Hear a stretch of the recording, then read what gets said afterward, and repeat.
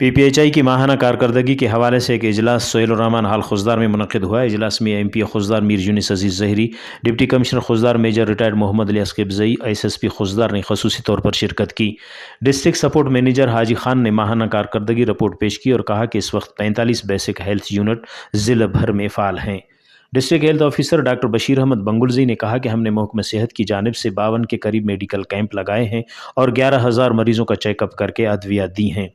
میر یونس عزیز ظہری نے اجلاس سے خطاب کرتے ہوئے کہا کہ ایمرجنسی صورتحال ہو یا کوئی وبائی امراض، بیسک ہیلتھ یونٹ کا بڑا کردار ہوتا ہے۔ ابتدائی تشخیص بی ایچ او کا عملہ ہی کرتا ہے۔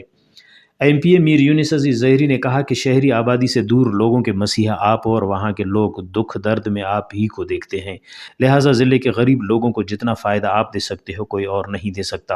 انہوں نے پی پی ایچ آئی کے کردار کو سراہا اور سسٹم میں مزید بہتری کی ضرورت پر زور دیتے ہوئے کہا کہ میں ہر وقت ہر گھڑی آپ کے ساتھ ہوں۔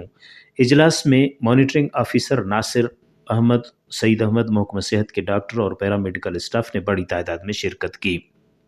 رپورٹ مرتضی بلوچ، وش نیوز خوزدار۔